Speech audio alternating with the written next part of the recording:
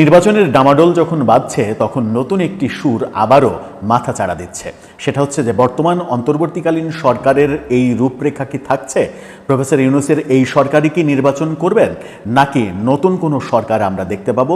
তত্ত্বাবধায়ক সরকারের ফরম্যাটে নতুন সরকার আমরা দেখতে পাবো, সেই আলোচনা চতুর্দিকে শোনা যাচ্ছে। ব্যারিস্টার শামীম হায়দার পাটোয়ারি তিনি চ্যানেল আইয়ের তৃতীয় মাত্রায় এরকমও একটা বিতর্ককে উস্কে দিয়েছেন এবং তিনি বিভিন্ন যুক্তি দিয়ে বলার চেষ্টা করেছেন যে সেই ঘটনা ঘটলে অবাক হওয়ার কিছু থাকবে না, প্রফেসর ইউনূসের এই সরকার কন্টিনিউ করতে পারবে না, তত্ত্বাবধায়ক সরকারের ফরম্যাটে আরেকটি সরকারের জন্ম হবে, যে সরকারের অধীনে নির্বাচন হবে। যখন নির্বাচনের ডামাডোল পরিষ্কার, নির্বাচনের রোডম্যাপ যখন প্রায় ঘোষিত, ফেব্রুয়ারিতে নির্বাচন হবে এমন ঘোষণা এসেছে সরকারের তরফ থেকে, বলা যায় প্রায় এসেছে, ঠিক সেই সময় এরকম আলোচনাকে উস্কে দিলেন কেন ব্যারিস্টার শামীম হায়দার পাটোয়ারি? কি দেখছেন তিনি? অন্যান্য অনেক বিষয়, জুলাই সনদ সহ সরকারের বিভিন্ন কর্মসূচি বিষয়ে কি আলোচনা হচ্ছে চতুর্দিকে, কোন দিকে যাচ্ছে এই সরকার, সেই আলোচনা করার চেষ্টা করব এই ভিডিওতে। বর্তমানে এই সরকারের রূপরেখাটা কি ঠিক থাকছে? প্রফেসর ইউনূসের নেতৃত্বে এই সরকার, নাকি সংবিধানের যে সংশোধন আমরা কিছুদিন আগে দেখেছি, হাইকোর্টের একটা আদেশে তত্ত্বাবধায়ক ব্যবস্থা পুনর্বহালের ব্যাপারটা এসেছে, সেটা অনুযায়ী নতুন করে তত্ত্বাবধায়ক সরকার ব্যবস্থার মধ্য দিয়েই আগামী নির্বাচন অনুষ্ঠিত হবে। এর আগে একটা সময় আমরা অ্যাটর্নি জেনারেলকে এরকম একটা কথা বলতে শুনেছিলাম। তিনি বলেছিলেন যে যেহেতু কোর্টের আদেশে তত্ত্বাবধায়ক ব্যবস্থা আবার পুনর্বহালের ব্যাপারটা এসেছে, সেহেতু বর্তমান সরকারের এই ফরম্যাটটা চেঞ্জ হয়ে তত্ত্বাবধায়ক সরকার ফরম্যাটে চলে যেতে পারে, তার জন্য কোনো সমস্যা হবে না, সাংবিধানিক কোনো জটিলতা হবে না। আবার সামনের যে সংস্কারের আলোচনা চলছে, যে সংস্কারের আলোচনার ইস্যুগুলোর মধ্যে তত্ত্বাবধায়ক সরকার ব্যবস্থা ইস্যুটা অন্যতম, যেখানে সবাই একমত হয়েছেন, অর্থাৎ এরপরে তত্ত্বাবধায়ক সরকার ব্যবস্থাতেই নির্বাচন হবে প্রতি 5 বছর পর পর কিংবা 4 বছর পর পর। সেই ব্যাপারটা যেহেতু সবাই একমত, সেহেতু এই নির্বাচনটাই তত্ত্বাবধায়ক সরকারের আদলে আর একটা সরকার গঠিত হওয়ার পরে হতে পারে, এরকম আলোচনা তুলেছেন শামীম হায়দার পাটোয়ারি চ্যানেল আইয়ের তৃতীয় মাত্রার আয়োজনে। সেখানেই তিনি এই ব্যাপারটা বলেছেন। সেখানে আরও অনেক ব্যাপার নিয়ে আলোচনা হয়েছে। বিএনপি যে নির্বাচনের রূপরেখার কথা বলছে, বিএনপি আসলে কোন ধরনের নির্বাচন চায়?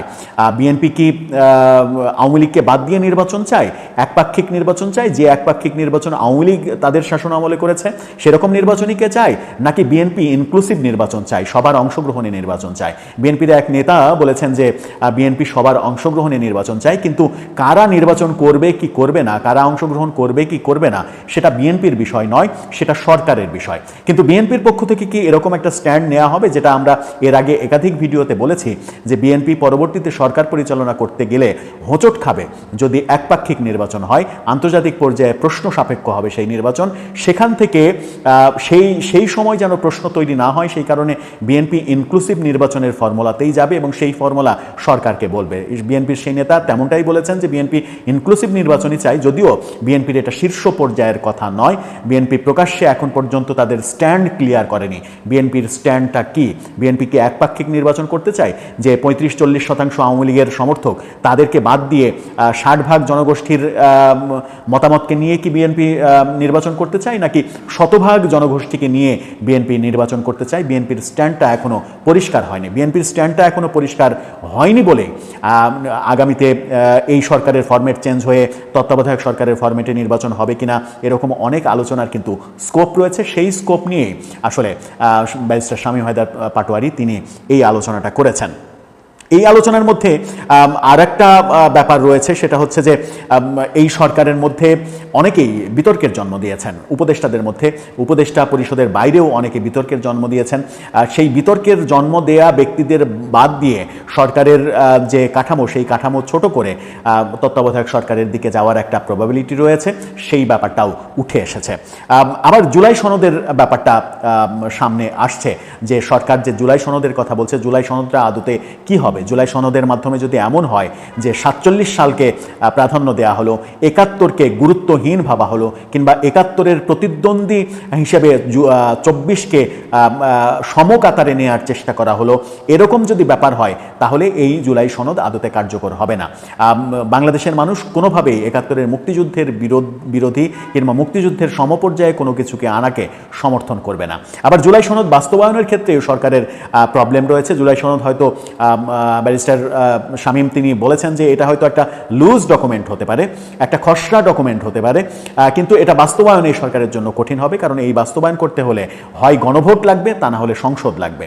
গণভোট যেহেতু হচ্ছে না সেহেতু সংসদ লাগবে, সংসদ যেহেতু নেই সেহেতু এটা লিখিত খসড়া হিসেবেই রাখতে হবে, এটা বাস্তবায়ন করা কঠিন হবে।